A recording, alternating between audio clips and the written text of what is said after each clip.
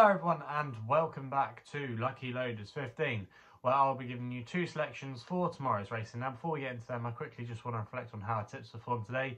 In the end, we just had one selection run for us because American Kestrel was a non-runner tonight at Kempton, so if you backed her, you would have got your money back. Yeah, but it was just one selection that ran for us in the end, and that was Semser, who was my nap of the day at Lingfield. He was actually quite weak in the betting today. We advertised him at 15 to 8 last night. He drifted out to about 9 to 2, I saw, with some firms, but then the money came for him not long before the off, and I think he went off about 11 to 4 in the end. But unfortunately, he was just chinned agonisingly on the line to finish in second place at Lingfield. He did nothing wrong.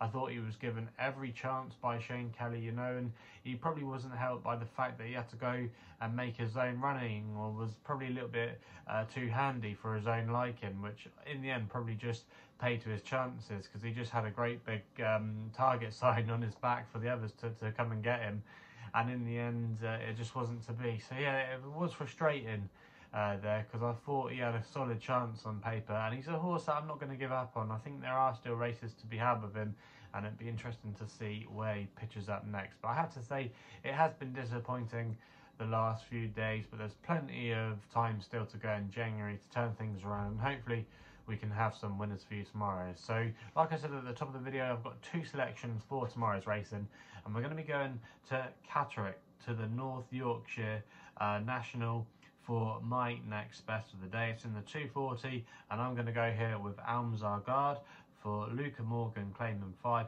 He's riding in for Charlie Longston here, currently available at 6 to 1 with quite a few firms, and I'm going to recommend a 1-point win bet here. Now this horse, Almazhar Garde, last time we saw him, he was actually going okay until he made a mistake in the Borders National, which probably cost him from at least making the frame. But it wasn't a bad run, and probably the ground was a little bit too testing for him there, but he'll appreciate the drying out conditions at Catterick tomorrow. It's currently described as soft, good to soft in places, but I expect it will dry out, not forecast any rain, so it might start to work to his advantage. And I also as well think the return to this course will suit him. He's only ever ran at this course once, but he won over fences over 2.5 miles, but he's just always shaped like a stair. He was dropped £1 for his latest effort at Kelso when he was running off a mark that day of 138. He's now down to a mark of 137, which I think is still okay for him. I don't think this looks a particularly strong race. Sidi Ismail is the horse that he has to beat, who's been in excellent form since joining David Pipe's team. But I just thought that he was maybe a bit short in the betting, and he could have had a hard race last time out when he won market raise, and he was raised £8 for that. It was quite a grueling race, and David Pipe's team have not been in good form at all over the last few months. They're operating 1 from 38 over the last couple of weeks. And I just want to take him on. I just thought Almazhar Garde here, he might just have a few things in his favour. He would probably be ridden prominently as well, which would be no bad thing. If he can set the fractions, set his own pace and dictate the race, he could just be able to outstay these. He's second as well in the Southern National at Fontwell, where you might remember we put up Salty Boy to win that day.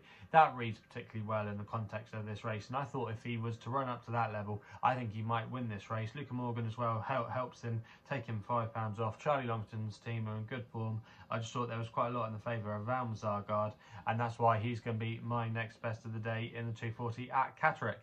We then go to the Nap, which runs in the 330 at Bangor-On-Dee. I'm going to go here with Heart of Steel for Theo Gillard's claiming 5. He's riding for Donald McCain here, currently available at 5 to 2, and I'm going to recommend a 1-point win bet here.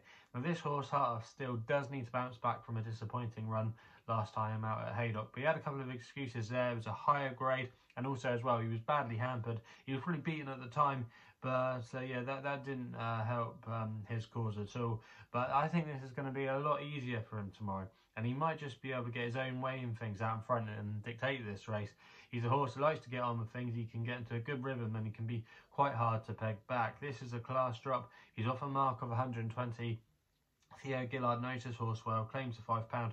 I just thought there was not much pace in this race, and He can set the fractions, like I said, with Almazhar Garde. He could just be a tough nut to crack. You probably wouldn't want the ground 2 testing, but it should dry out. Donald McCain's team are having an excellent season. They have plenty of winners at this track, and also as well, this track as well can often suit front runners. You don't want to be coming from off the pace too much, and I just thought if you did get an uncontested lead, he just could be a tough nut to crack. And for me, I thought 5-2 there, that was perfectly fair enough. Kerry Lee's horse, he has to step up. He might not want the ground 2 testing. Their yard haven't been going that great. For Oxford's Bay, not sure about him.